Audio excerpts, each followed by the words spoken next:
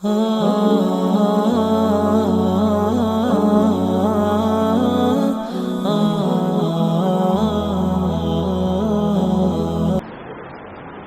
بعد، قال اللہ تبارک و تعالی: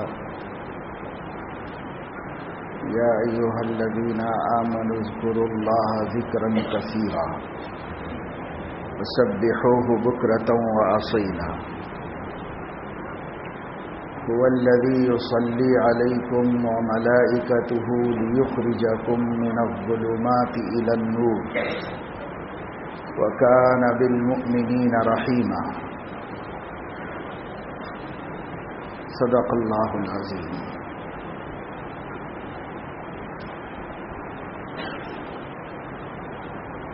اسلامی تعلیمات میں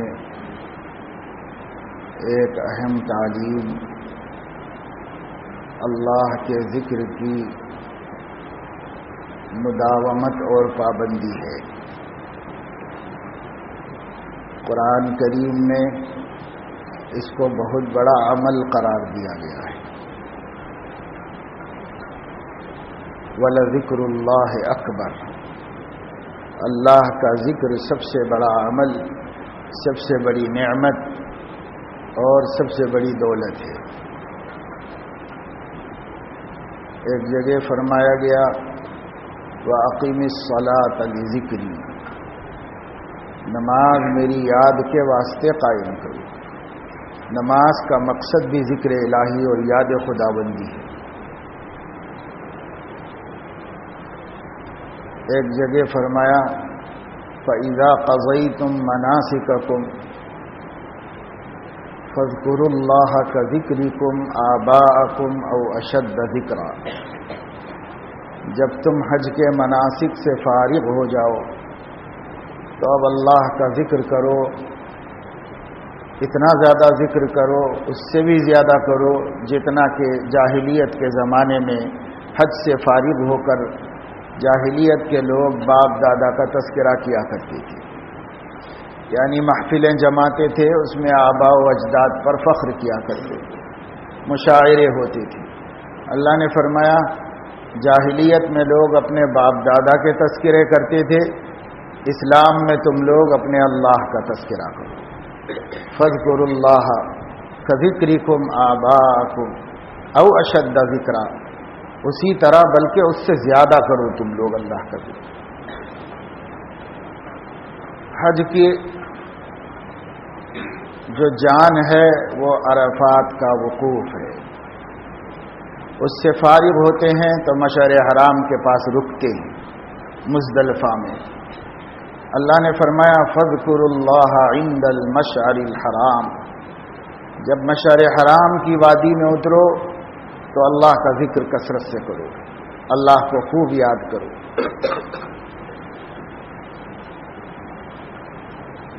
ایک جگہ فرمایا فَإِذَا قَضَيْتُمُ الصَّلَاةَ فَاذْكُرُوا اللَّهَ قِيَامًا وَقُعُودًا وَعَلَى جُنُوبِكُمْ، جب نماز پڑھ چکو تو نماز کے بعد نماز بھی اللہ کے ذکر کے لیے قائم کرو، اور نماز سے فارغ ہونے کے بعد اللہ کا ذکر کھڑے بیٹھے لیٹے ہر حال میں اللہ کا ذکر کرتے رہو۔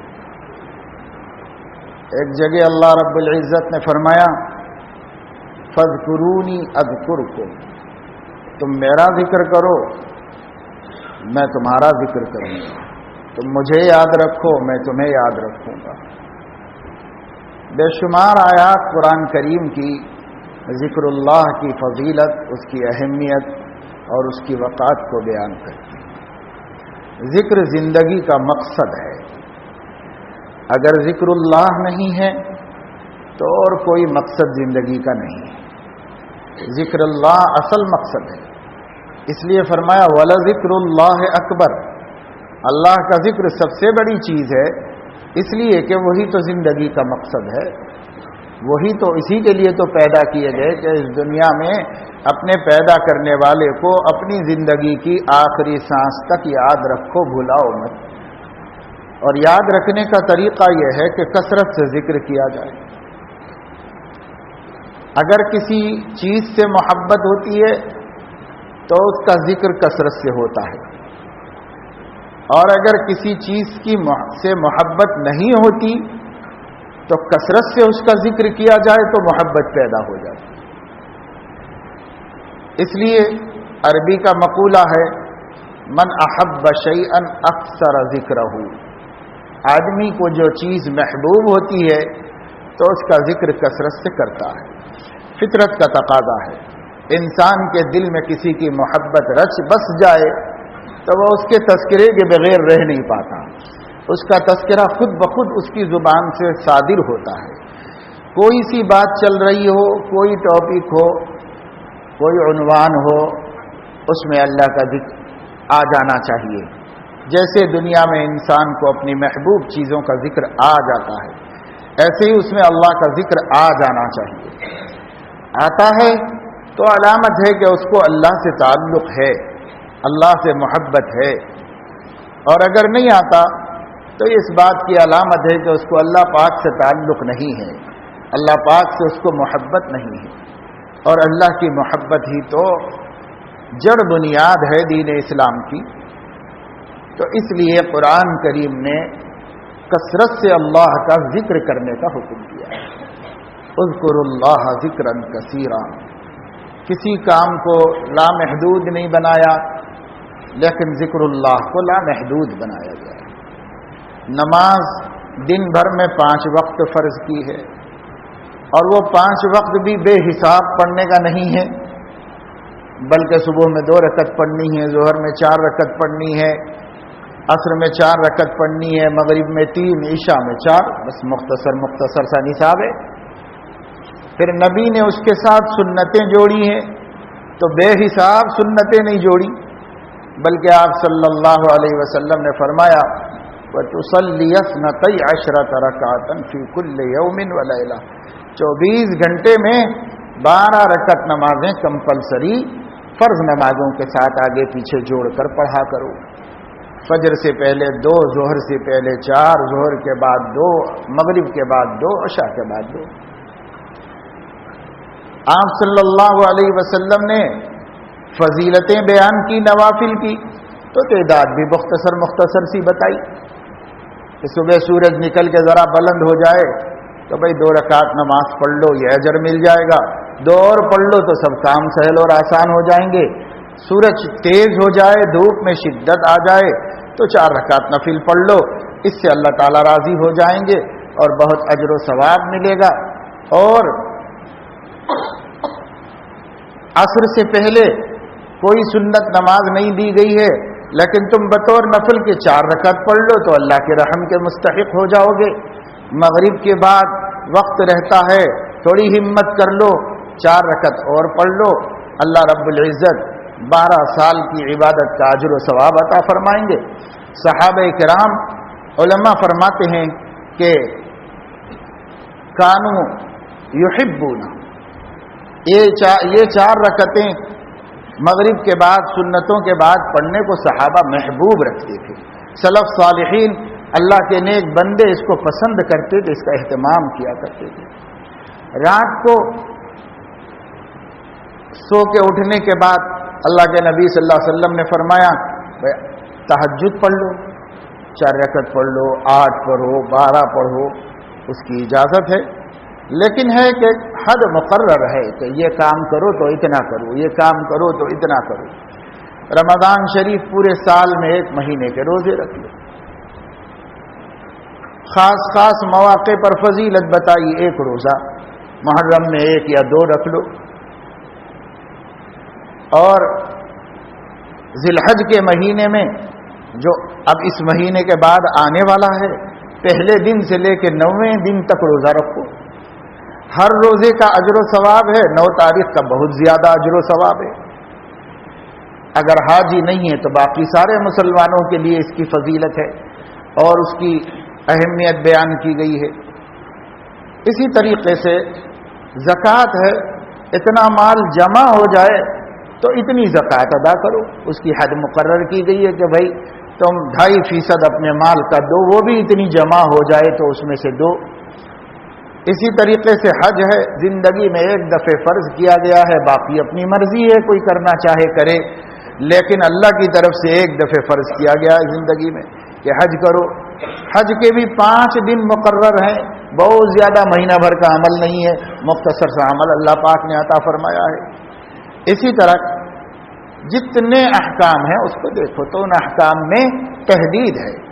قربانی ہے وہ 3 دن کی جاتی ہے، اور اللہ تبارک و تعالی شانہ نے لازم اور واجب تو مسلمان کے اوپر ایک قربانی کی ہے کہ بھئی ایک قربانی کر دو تم.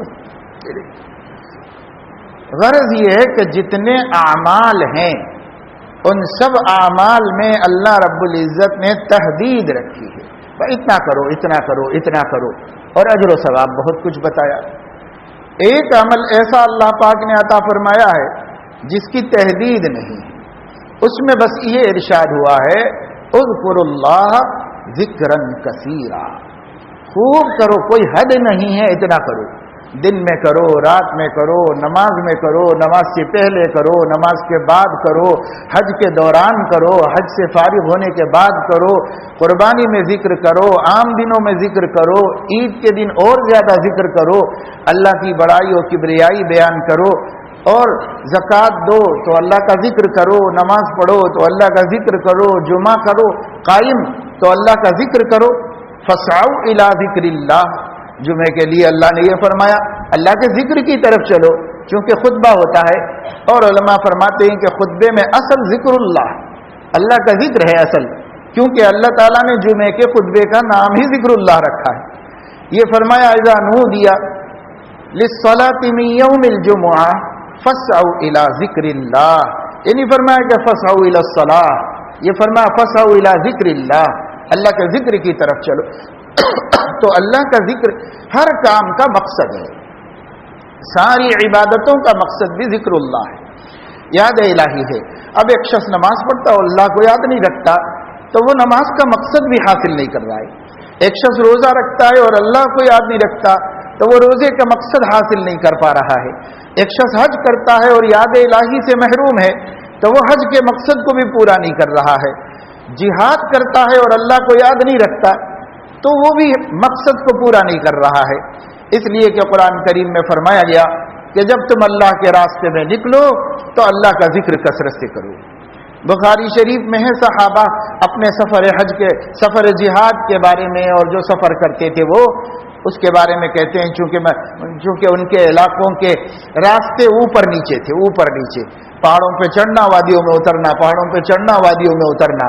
اب تو بنا دی گئی سڑکیں سیدھی سیدھی سی مسطح، اس زمانے میں مسطح کوئی سڑک نہیں تھی، چلنے کا طریقہ راستے سب اوپر نیچے ہوتے تھے.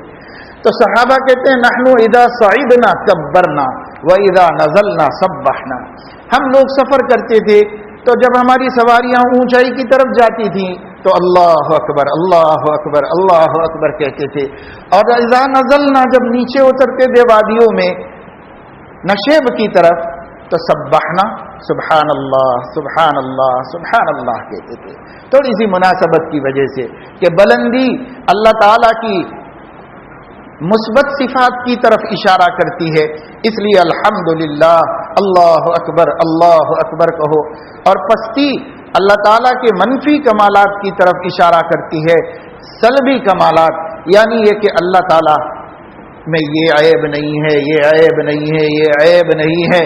اتنے سارے اللہ کو سارے عیوب سے پاک بتانے کے واسطے پوری زندگی چاہیے کہ اللہ میں یہ عیب بھی نہیں ہے، اللہ میں یہ عیب بھی نہیں ہے، اللہ میں یہ عیب بھی نہیں ہے.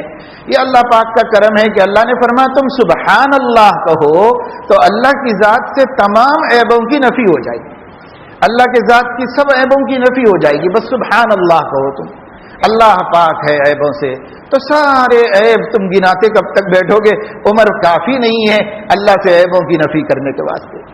اور تم اللہ کی خوبیاں گنتے بیٹھو گے تو قرآن مجید کہتا ہے کہ قل لو كان البحر مدادا لكلمات ربي لنفد البحر قبل ان تنفد كلمات ربي ولو جئنا بمثله مددا.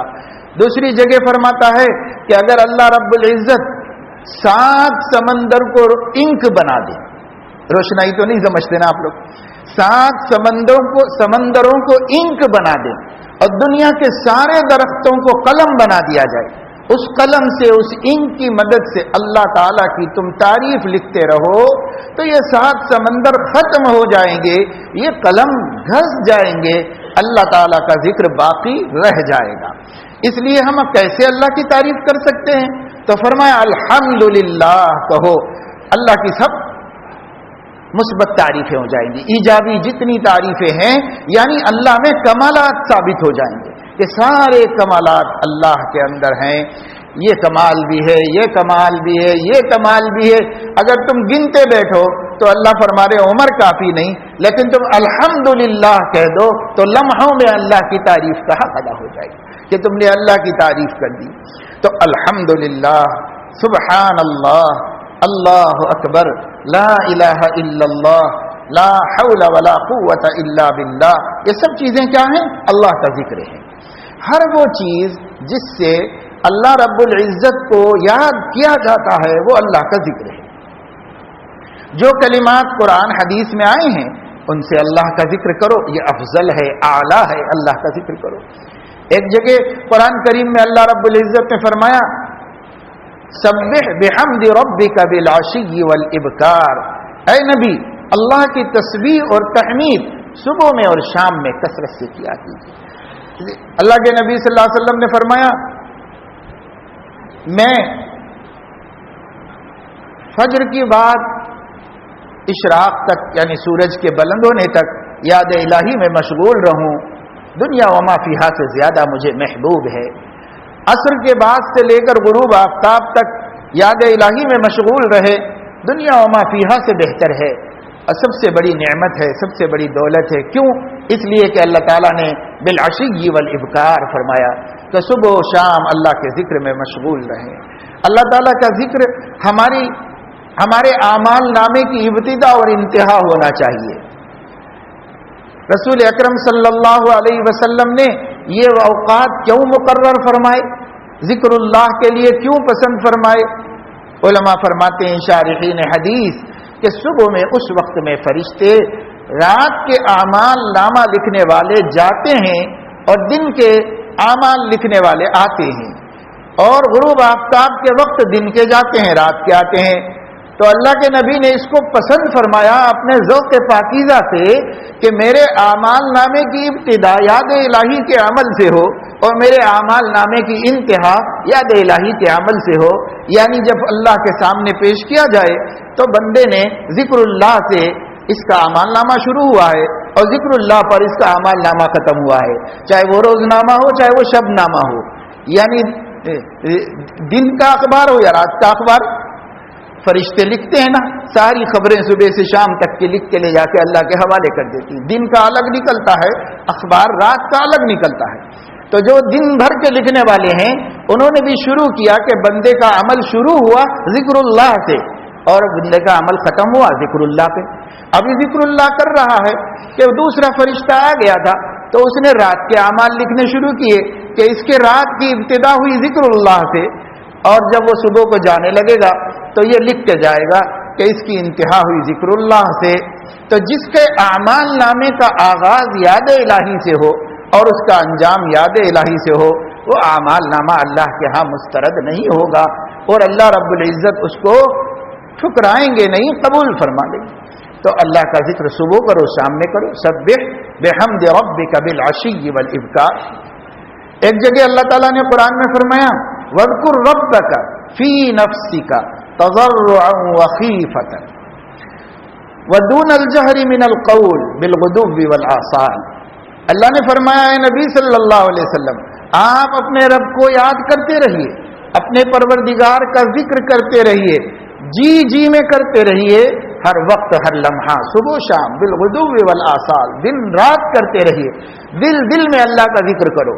یہ ذکر قلبی کا اللہ نے حکم دیا کہ ہمیشہ اپنے جی میں اللہ کو یاد رکھیے۔ اور ودون الجہر من القول، تھوڑی آواز سے بھی اللہ کا ذکر کیا کیجیے، وہ بھی اللہ تعالیٰ کا ذکر۔ مشائخ کے ہاں دونوں ذکر اسی آیت کی وجہ سے معتبر مانے گئے اور اس کی تعلیم و تلقین کی جاتی ہے۔ ذکر قلبی بھی کرو کہ ہم ہر وقت اللہ تعالیٰ دل میں دھیان میں رہیں، اللہ رب العزت کبھی اللہ سے غفلت نہ ہونے پائے۔ اس کو مشائخ حضوری کی کیفیت کہتے ہیں۔ حضوری کی کیفیت کا مطلب یہ ہے ہر وقت دل میں استحضار حق تعالی شانہ ہوگا، ہر وقت دل میں استحضار رہے، کبھی غفلت نہ ہونے پائے، اللہ پاک کی طرف سے استحضار رہے۔ اسی کو ملکہ یادداشت کہتے ہیں، یعنی اتنی محنت کر لینا اپنے دل دماغ کے اوپر کہ کوئی چیز ذہن سے ہٹنے نہ پائے، سب ہمارے ذہن کے اوپر اسکرین پر آتے رہیں، وہ سب بدلتے رہیں، جیسے کوئی آدمی لیپ ٹاپ لے کر کے کام کر رہا ہو، بیٹھ کر کمپیوٹر پر کام کر رہا ہو، کسی سائٹ کے اوپر وہ اپنی ضرورت سے کام کر رہا ہو، اس کا کام سامنے ہے اور کتنے ایڈورٹائز آتے رہتے ہیں جاتے رہتے ہیں، لیکن اس کا دھیان اور اس کی نظر اس کام سے نہیں ہٹتی جس کام کو وہ لے کے بیٹھا ہوا ہے۔ اسی طریقے سے انسان اللہ تعالیٰ کا ذکر کرے، سارے معاملے دنیا کے آتے رہیں آنکھوں کے سامنے، دھیان کے سامنے، وہ آتے رہیں جاتے رہیں، اس سے کوئی دلچسپی نہیں۔ دلچسپی مومن کو یہ ہے، مقصود و مطلوب یہ ہے کہ پروردگار یاد رہے، پروردگار سے علاقہ قائم رہے، اللہ تعالیٰ سے غفلت نہ ہونے پائے، ہمیشہ اللہ کا استحضار ہو۔ اللہ تعالیٰ کا استحضار، اسی کو حضوری کی کیفیت کہتے ہیں، اسی کو ملکہ یادداشت کہتے ہیں، اور اسی کو حدیث شریف میں فرمایا گیا ہے، ابن ماجہ کی روایت ہے، ایک صحابی نے کہا یا رسول اللہ مجھے کچھ ایسا عمل بتا دیجئے جسے میں حفظ جاں بنا لوں، اپنا معمول بنا لوں۔ تو اللہ کے نبی نے فرمایا لا تزال لسانک رطبا من ذکر اللہ، تیری زبان ہر وقت اللہ کے ذکر سے تر و تازہ رہے، جس کا مطلب یہ ہے کہ لا تزالو عربی زبان کا لفظ ہے، اور عربی جاننے والے جانتے ہیں لا تزالو رطبن کا مطلب یہ لمحہ بھر کو غفلت نہ ہونے پائے، ہر وقت یاد رہے، ہر وقت زبان پر ذکر الہی رہے، لب پہ ذکر اللہ کی تکرار ہو، دل میں ہر دم حق کا استحضار ہو، اس پہ تو کر لے اگر حاصل دوام، پھر تو کچھ ہی دن میں بیڑا پار ہو۔ آدمی کے لب پہ ذکر اللہ ہو اور دل میں استحضار ہو اللہ تعالیٰ کا استحضار ہو۔ اس لیے یہ بات ایک اور اللہ والے فرماتے ہیں کامیابی تو کام سے ہوگی نہ کہ حسن کلام سے ہوگی۔ اچھی باتیں کرتے رہیں گے، اس سے کام بننے والا نہیں ہے، کام کرنا پڑے گا۔ کامیابی تو کام سے ہوگی نہ کہ حسن کلام سے ہوگی، ذکر کے اہتمام سے ہوگی، فکر کے التزام سے ہوگی۔ بس ہمیشہ متفکر رہے۔ کانا رسول اللہ صلی اللہ علیہ وسلم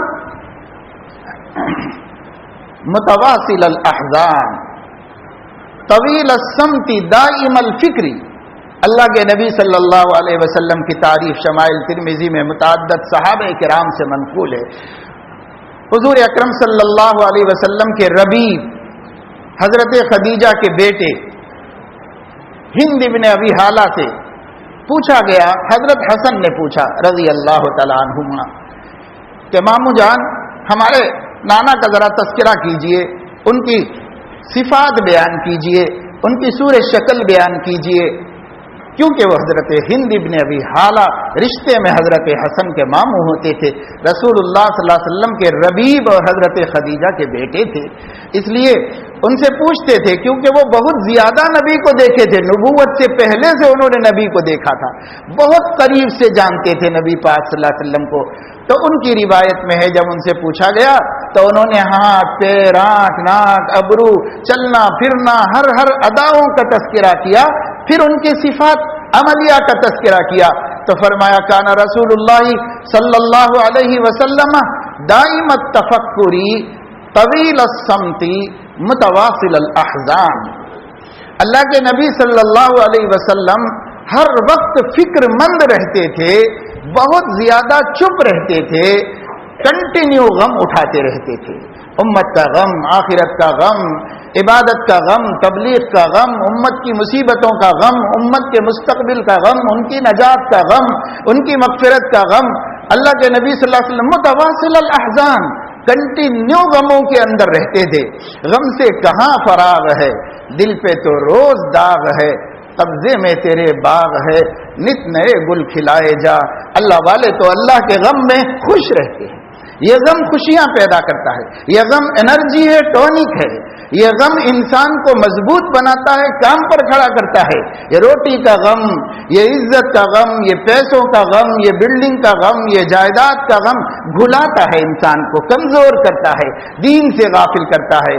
لیکن موت کا غم، آخرت کا غم، نجات کا غم، رضا الہی کی فکریں اور جنت کی نعمتوں کی فکریں، یہ ہم و غموم انسان کی طاقت ہیں۔ اس سے ایمان مضبوط ہوتا ہے، اس سے آخرت بنتی ہے، اس سے اعمال کی توفیق ہوتی ہے، اس سے کمزوری طاقت میں تبدیل ہو جاتی ہے انسان کی۔ یہ انرجی ہے، یہ پاور ہے اللہ کی طرف سے جو انسانوں کو حاصل ہوتا ہے اور ملتا ہے۔ تو اللہ کے نبی صلی اللہ علیہ وسلم اتنا زیادہ کام کیسے کرتے تھے؟ تو متواصل الاحزان، مسلسل آخرت کے غم میں رہتے تھے اور مسلسل آخرت کی اور اللہ پاک کی فکر میں رہتے تھے کہ رضا الہی حاصل ہو جائے، اللہ ناراض نہ ہو جائیں، اللہ ناراض نہ ہو جائیں۔ دائم التفکر، ہمیشہ اسی فکر میں تھے کہ امت کیسے سمجھ جائے، اللہ تعالیٰ کیسے راضی ہو جائیں۔ یہ غم آپ صلی اللہ علیہ وسلم کو لگا رہتا تھا، اسی میں گھلتے تھے، اسی میں کھپتے تھے نبی کریم صلی اللہ تعالی علیہ وسلم۔ تو یہ ذکر اللہ ہے، ہمیشہ اللہ کا دھیان، ہمیشہ اللہ کا دھیان، کبھی اللہ سے غافل نہیں۔ آپ صلی اللہ علیہ وسلم اٹھتے تو اللہ کا ذکر کرتے، سوتے تو اللہ کا ذکر کرتے، بیت الخلاء میں جاتے تو اس سے پہلے اللہ کا ذکر کرتے، باہر نکلتے تو اللہ کا ذکر کرتے۔ اللہ کے نبی صلی اللہ علیہ وسلم مسجد میں داخل ہوتے تو ذکر کرتے، مسجد سے نکلتے تو ذکر کرتے، جتنے دن مسجد میں رہتے اتنی دیر اللہ کے ذکر میں مشغول رہتے۔ اللہ تعالیٰ نے انہیں اس کا حکم دیا تھا کہ اصل مقصد تو یاد الہی ہے اے نبی، تبلیغ دعوت آپ کی ذمہ داری ہے، لیکن خود آپ کا اپنا عمل کیا ہے؟ آپ کا اپنا عمل بھی اللہ کو خوش کرنے کا وسیلہ یاد الہی ہے۔ آپ اللہ کے ذکر میں لگے رہیے، اللہ کا نام لیتے رہیے۔ ایک جگہ اللہ تعالیٰ نے قرآن کریم میں ہمارے نبی صلی اللہ علیہ وسلم سے فرمایا وَسَبِّحْ بِاسْمِ رَبِّكَ، اے نبی صلی اللہ علیہ وسلم آپ اپنے رب کا نام لیتے رہے، آپ اپنے نام کا وَاذْكُرِ اسْمَ رَبِّكَ وَاذْكُرِ اسْمَ رَبِّكَ وَتَبَتَّلْ إِلَيْهِ تَبْتِيلًا۔ اے نبی آپ اپنے رب کا نام لیتے رہیے۔ رب کا نام کیا ہے بھائی؟ رب کا نام اللہ، اللہ ہے رب کا نام۔ اصل نام تو اللہ کا یہی ہے اور اس کے صفات ہیں، الرحمن الرحیم الملک القدوس، بے حساب صفات اللہ پاک کی ہیں۔ حدیث ترمذی میں 99 صفات ایک ہی وقت میں نبی نے بیان فرمائی ہیں۔ ان للہ تعالی 99 اسما 100 الا واحدہ من احصاها دخل الجنہ۔ جو یہ 100 ناموں کو یاد کر لے گا تو جو یاد کر لے گا، نبی نے فرمایا من احصاها، جس نے یاد کر لیا تو بھی دخل الجنہ، جنت میں داخل ہوگا۔ صحابہ اپنے بچوں کو یاد کرا دیتے تھے، پچھلے زمانے کے لوگ اپنے بچوں کو یہ حدیث پوری یاد کرا دیتے تھے کہ پوری حدیث کے اندر اللہ پاک کے اللہ نام بھی آ گیا اور 99 نام بھی آ گئے اللہ پاک کے۔ اس طرح 100 نام بچوں کو سب سے پہلے یاد کرایا کرتے تھے، اور اس کے یاد کرا دینے سے جنتی بن جاتے تھے بچے۔ پھر جنت والے اعمال کی توفیق ہوتی تھی، پھر جنتیوں میں ان کا شمار ہونے کے اسباب بنتے چلے جاتے تھے، یاد کراتے تھے۔ اب کیا یاد کراؤ بھائی؟ اب تو بس کیا عرض کریں، مسلمانوں کو کبھی دین کے کسی عمل کا شوق نہیں پیدا، دین کے کسی کام، اللہ کو پسند تو اللہ کو ہوگا پسند، ہمیں تو کیا پسند، ہم کو وہ پسند جو دنیا کو پسند ہے۔ نبی کو پسند تو بھائی نبی کی ہوگی پسند، ہم کیا کریں؟ اس زمانے میں تو یہی رٹانا ہے بچوں کو، اے فار ایپل رٹاتے رٹاتے عمر گزر گئی بچوں کو، بس اور کیا رٹا رہے ہیں ہم؟ یہی سکھا رہے، یہی رٹا رہے ہیں، تیلگو زبان، اردو زبان، انگریزی زبان، اور یہ اور سائنس اور فزکس اور کیا کیا کیا کیا، اسی میں عمر پوری خرچ کرا دی۔ لیکن ہم نے بچوں کو ان للہ تعالی 99 اسما 100 الا واحدہ من احصاها دخل الجنہ هو اللہ الذی لا الہ الا هو الرحمن الرحیم الملک القدوس السلام المؤمن۔ پورے 100 نام اللہ کے یاد کرا دے۔ ہمارے بڑوں نے بچپن میں یاد کرا دیا، مدرسوں میں یاد کرا دیا بچوں کو، الحمدللہ اس کی وجہ سے زبان زد ہو گئے، زبان پر اللہ کے پورے نام تو ہیں، اور اللہ پاک کے اس کے علاوہ بھی نام ہے قرآن و حدیث کے اندر جگہ جگہ، ہر صفت اس کا نام ہے، ہر صفت اس کا نام ہے، لیکن اس کا حقیقی نام وہ ہے اللہ، اللہ اس کا حقیقی نام ہے، وہ اس سے اس کی ذات کا اشارہ ملتا ہے، اس کے مسمى پر اطلاق ہوتا ہے۔ اللہ اس کا اسم ذاتی ہے، اس لیے اللہ نے فرمایا وَاذْكُرِ اسْمَ رَبِّكَ، اے نبی اپنے رب کا نام لیا کیجیے۔ لوگ کہتے ہیں بھئی اللہ اللہ کرنا بدعت ہے، ہم کہتے ہیں بھئی تم کو قرآن نہیں معلوم تو ہم کیا کر سکتے ہیں، تم قرآن بھی نہیں پڑھے ہوئے ہوں گے اس لیے تم کو یہ بدعت دکھتا ہے، جدھر نظر اٹھاؤ بدعت دکھتی ہے، جدھر نظر اٹھاؤ شرک دکھتا ہے، تم کو ایمان ہی کہیں نہیں دکھتا، تو ہم کیا کر سکتے ہیں بھائی؟ اللہ پاک نے تو ایمان چوطرف پھیلایا ہوا ہے، ایمان کو تلاش کرو تو ایمان ملے گا۔ قرآن کہتا ہے وَاذْكُرِ اسْمَ رَبِّكَ، اس کے کیا معنی کریں گے؟ اس کے کیا معنی کریں گے؟ وَاذْكُرِ اسْمَ رَبِّكَ اور وَاذْكُرْ رَبَّكَ فِي نَفْسِكَ، اس کے کیا معنی کریں گے؟ اس کے معنی کیا کریں گے؟ اگر ہم اس کے معنی تعویلات کے ساتھ کریں گے تو بہت کچھ ہو سکتے ہیں، لیکن جن کو اعتراض ہے وہ تعویل کے قائل نہیں ہے، وہ کہتے جیسا قرآن میں ہے ویسے ہی ماننا چاہیے، جیسے الفاظ ہیں اسی طرح ماننا چاہیے۔ اگر الفاظ ہی کو ماننا چاہیے تو سب سے پہلے ان کو ماننا چاہیے کہ اللہ اللہ اللہ کہنا سب سے بڑی عبادت ہے، سب سے بڑی عبادت ہے، بدعت نہیں، سب سے بڑی عبادت ہے۔ اللہ اللہ اللہ کہتے رہو، ہر دم اللہ کا نام لو۔ نبی اللہ فرما رہے ہیں وَاذْكُرِ اسْمَ رَبِّكَ، اے نبی اپنے رب کا نام لیتے رہیے، صبح و شام ہر وقت لیتے رہیے، دل میں لیجئے، زبان سے لیجئے، آواز سے لیجئے، بغیر آواز کے لیجئے، ہر وقت اللہ کا نام لیتے رہیے۔ اللہ فرما رہے اور رب کا نام کیا ہے؟ رب کا نام اللہ ہے۔ کیا بھائی اس اعتراض کرنے والوں کے پاس کوئی اور نام ہے رب کا؟ رب کا نام اللہ کے علاوہ کچھ اور ہے تو کچھ اور ہوگا، تو وہ کہیں کہ صاحب گاڈ گاڈ کہنا تو اس آیت پر عمل کرنا ہے، لیکن اللہ اللہ کہنا بدعت ہے، تو وہ جانے بھائی ہمیں کیا کرنا ہے؟ ہم تو یہی سمجھتے ہیں ہمارا ایمان ہے ہمارے رب کا نام اللہ ہے، اور اللہ حکم دے رہا ہے کہ اپنے رب کا نام لیتے رہو، اور کیسے لو؟ دل میں بھی لو، زبان سے بھی لو، صبح لو، شام میں لو۔ تو ہم کہتے ہیں صبح تھوڑی دیر بیٹھو اللہ کا ذکر کرو، شام تھوڑی دیر بیٹھو اللہ کا ذکر کرو۔ تو مشائخ نے کون سی غلط بات کی رہنمائی کر دی؟ ان صوفیاء نے، اللہ والوں نے کون سے غلط کام کی طرف لوگوں کو بلایا؟ یہ تو خالص قرآن کے حکم کی تعمیل کی طرف بلایا ہے، اس کی طرف بلایا ہے کہ بھائی اللہ فرماتا بکرۃ واصیلا بالغدو والآصال، ڈکشنری لے کے معنی تلاش کرو، غدو کسے کہتے ہیں، آصال کسے کہتے ہیں، بکرا کسے کہتے ہیں، عشیہ کسے کہتے ہیں۔ اور یہی ہم بھی کہہ رہے ہیں کہ صبح تھوڑی دیر اللہ کا ذکر کرو، شام اللہ کا ذکر کرو، یہ تو کرو، اور اس کے علاوہ ہر وقت کرتے رہو، ہر وقت کرتے رہو۔ تو اللہ کا نام لو، اللہ کا نام لو، اور جو نبی پاک صلی اللہ علیہ وسلم نے فضیلتیں بیان فرمائی ہیں ان فضیلتوں والے اذکار کو کرو۔ اللہ کے نبی صلی اللہ علیہ وسلم نے فرمایا جو شخص یہ چاہتا ہے کل قیامت میں میری شفاعت کا سب سے زیادہ حقدار بنے تو اس کو چاہیے کہ لا الہ الا اللہ کی کثرت کرے، ہر وقت لا الہ الا اللہ، لا الہ الا اللہ، اس کی کثرت ہر وقت کرتا رہے۔ اللہ کے نبی صلی اللہ علیہ وسلم نے فرمایا اگر کوئی شخص چاہتا ہے کہ وہ قیامت کے دن آل اسماعیل میں سے یعنی خالص عرب لوگوں کو اگر کسی نے غلام بنا دیا، آل اسماعیل غلام نہیں ہے، آل اسماعیل نہایت عالی شان خاندان ہے، لیکن اگر کسی نے سمجھو چوری سے زبردستی کسی کو غلام بنا دیا تو آل اسماعیل میں خالص عرب غلاموں کو 4 غلاموں کو آپ آزاد کرنے کا ثواب حاصل کریں کہ یہ تو ہمارے ابراہیم علیہ السلام کی اولاد کیسے غلام بنا دی گئی، بھائی کتنے پیسے میں بیچو گے، وہ اس سے خرید کر کے اس کو آزاد کر دیں۔ تو اللہ کے نبی صلی اللہ علیہ وسلم فرماتے ہیں اس پر جو اجر و ثواب ملے گا، اگر تم وہ اجر و ثواب بہت بیٹھے بٹھائے آسانی سے حاصل کرنا چاہتے ہو تو لا الہ الا اللہ وحدہ لا شریک لہ لہ الملک ولہ الحمد وہو علی کل شیء قدیر 10 مرتبہ پڑھ لیا کرو۔ مسلم شریف کی روایت 10 مرتبہ پڑھو، 4 خالص عرب غلاموں کو آزاد کرنے کا اللہ پاک اجر و ثواب تم کو نصیب فرمائیں گے۔ اللہ کے نبی صلی اللہ علیہ وسلم نے فرمایا، صحیح ابن حبان کی حدیث ہے کہ اگر تمہارے پاس پیسہ نہیں ہے اور پیسے والوں کی خیرات دیکھ دیکھ کر تمہارا دل مچلتا ہے اور تمہارا دل تڑپتا ہے، ہم تو اتنے محتاج ہوئے کہ ہم کوئی نیکی کا کام نہیں کر سکتے، مسجدیں نہیں بنا سکتے اور دینی کاموں میں حصہ نہیں لے سکتے، غریبوں کی مدد نہیں کر سکتے، یتیموں کی پرورش نہیں کر سکتے، دیکھو پیسے والے لوگ کیسے کیسی نیکیاں کما رہے ہیں۔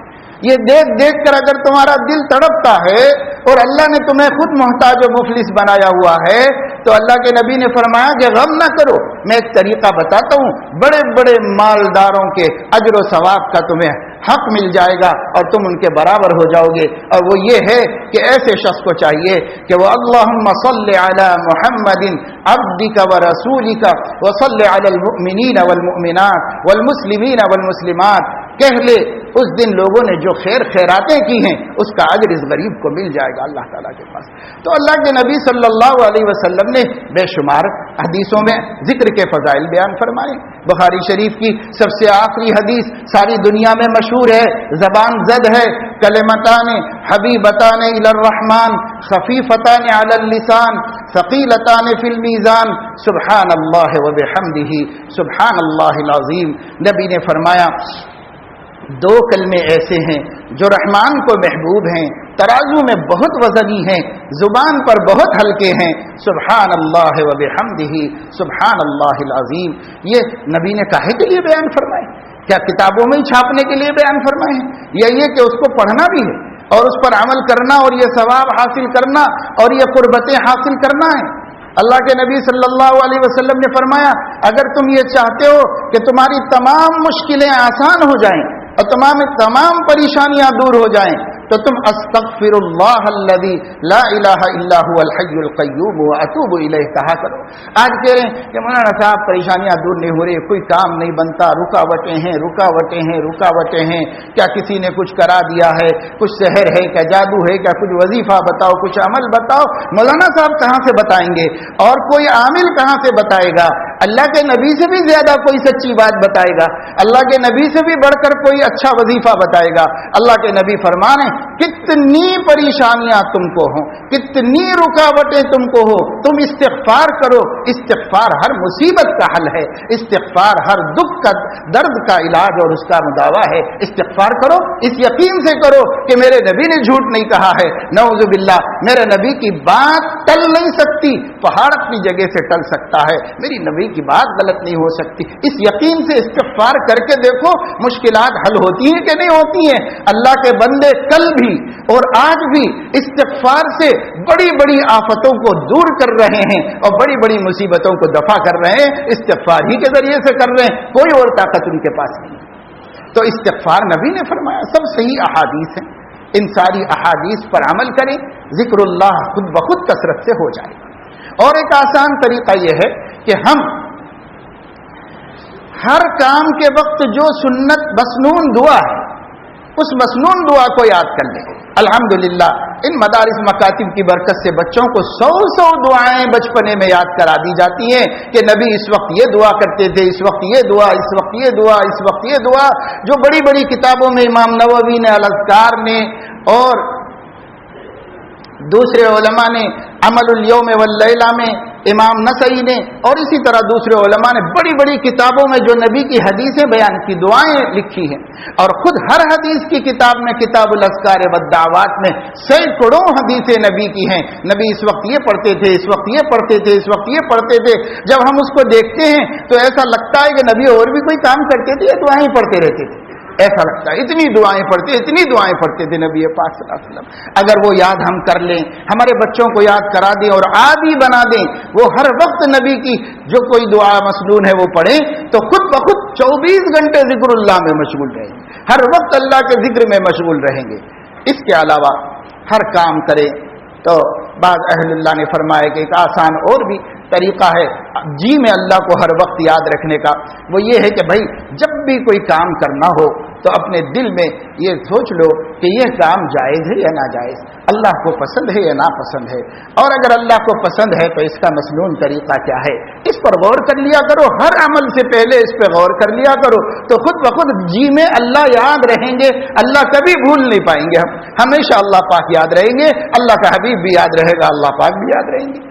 تو اس طرح میرے دوستو قرآن کریم نے ہمیں ترغیب دی ہے، احادیث شریفہ میں ہمیں ترغیب دی گئی ہے، بے حساب جو ہے حدیثوں کے اندر آیا ہے اذکر اللہ ذکرا کثیرا لا تزال لسانک رطبا من ذکر اللہ، بلکہ ایک حدیث میں یہاں تک آیا ہے کہ اللہ کے نبی صلی اللہ علیہ وسلم سے جب ایک نصیحت پوچھی گئی تو فرمایا جب تمہاری روح نکل رہی ہو تو تمہاری زبان اللہ کے ذکر میں مست ہو اور مزے لے رہی ہو، اس وقت تمہاری ذکر روح نکل رہی ہو. یعنی جب زندگی بھر کرے گا تو مرتے وقت بھی ذکر میں رہے گا اور اسی میں اس کی روح نکل جائے گی. اس طرح اللہ کا ذکر لذیذ بنا لو، اللہ کے ذکر سے تعلق پیدا کر لو، اللہ کے ذکر کو مرغوب بنا لو، محبوب بنا لو، اور ساری لذتوں سے زیادہ لذیذ اللہ کے ذکر کو بنا لو کہ زبان چٹخارے لیتی ہے ہر لذت سے، لیکن نام الہی سے بڑھ کر میٹھا اور شیریں کون سا نام ہوگا، کون سا نام ہوگا. مولانا روم رحمۃ اللہ علیہ نے فرمایا تھا، اور بالکل صحیح فرمایا تھا، اللہ اللہ اینچ شیریں است نام، شیر و شکر میں شود جانم تمام. فرماتے ہیں اللہ اللہ، ارے کتنا میٹھا نام ہے. جب میں اللہ کہتا ہوں تو میری پوری جان شیر و شکر، دودھ اور مٹھاس بن جاتی ہے. اللہ کے نام میں اتنی مٹھاس ہے، اتنی مٹھاس ہے. حضرت حکیم اختر صاحب رحمۃ اللہ علیہ فرمایا کرتے تھے کہ دیکھو گنا کتنا میٹھا ہے، چوسنے والا چھوڑنے کے لیے تیار نہیں ہوتا، اس کے منہ سے کھینچنا مشکل ہو جاتا ہے. کتنا میٹھا ہے گنا، لیکن ذرا سوچو کہ اس لکڑی کو اتنا میٹھا بنانے والا رب کتنا میٹھا ہوگا، اس کا نام کتنا میٹھا ہوگا، اس کا تذکرہ کتنا میٹھا ہوگا. اللہ تعالیٰ کا تذکرہ کیوں نہیں کرتے؟ اللہ کا ذکر کرو، ہر مصیبت کا حل ہے. اللہ کا ذکر کرو، اللہ سے تعلق بڑھنے کا سبب ہے. اللہ کا ذکر کرو، ایمان کی مضبوطی کا وسیلہ ہے. اللہ کا ذکر کرو، آنے والی مصیبتوں کے دفع ہونے کا سبب ہے. آنے والی جو آنا چاہتی ہیں ان مصیبتوں کو بھی دفع ہونے کا سبب ہے. آئی ہوئی مصیبتوں کے دفع ہونے کا سبب ہے. الا بذکر اللہ تطمئن القلوب الذین آمنوا وتطمئن قلوبهم بذکر اللہ. ایمان والوں کے دل تو اللہ کے ذکر سے مطمئن ہوتے ہیں، کسی اور چیز سے اطمینان ان کو نہیں ہوتا. اللہ تعالیٰ اپنے کرم سے ہمیں توفیق عمل نصیب فرمائے.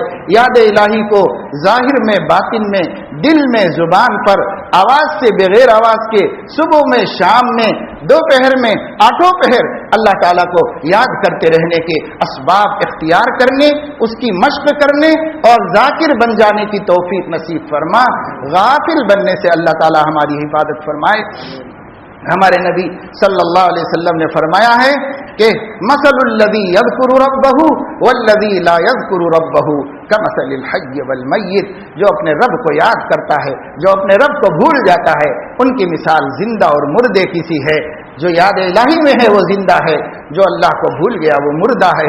وہ مردہ، اس کی روح مردہ ہے. تو اس لیے مردگی کی زندگی، مردگی کے دن کاٹنے کے بجائے زندگی پیدا کرو، تازگی پیدا کرو اپنے اندر، اور وہ پیدا ہوگی اللہ کے ذکر سے. وآخر دعوانا الحمدللہ رب العالمین.